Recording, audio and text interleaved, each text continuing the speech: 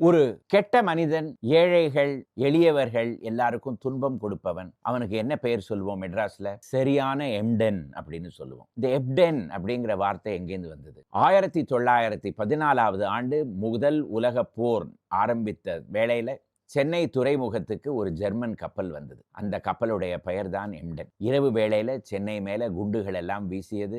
சென்னை மக்கள் எல்லாரும் பீதியில சென்னையை விட்டு ஓடியே போய்விட்டாங்க. அந்த எம்டன் சென்னை நகரத்துல இருந்தது என்னவோ 1/2 மணி நேரம் தான். ஆனா அதோடைய வரலாறு 100 வருடங்களுக்கும் பின்பும் எல்லாரும் பேசிக்கொண்டே இருக்காங்க. ஒரு ஆங்கில நகரம், அதாவது ஆங்கில அரசுக்கு அடியில இருக்கிற ஒரு நகரத்தை தன்னுடைய கப்பல் தாக்கினது அப்படிங்கிறதுனால ஜெர்மன் நாட்டு அரசர் அந்த கப்பல்ல இருந்த அத்தனை பெயர்களும் அவர்களுடைய பெயரோட எம்டன் அப்படிங்கிற வார்த்தையை சேர்த்துக்கலாம் அப்படின்னு அனுமதி கொடுத்தார். அவர் என்ன செஞ்சாரோ தெரியாது, ஆனா தமிழ்ல எம்டன்கிற வார்த்தை அப்படியே வந்து இருந்துட்டு இப்ப வரைக்கும் எம்டன்கிற வார்த்தை நீடித்து தான் இருக்கிறது. ஆர்.கே. நாராயண் ஒரு வயதான மனிதர், வாழ்க்கையில எல்லாருக்கும் துன்பம் கொடுத்தவர். அவரை மையமாக வைத்து ஒரு சிறுகதை எழுதினார். அதுல அந்த கதைக்கு பெயரே எம்டன் தான்.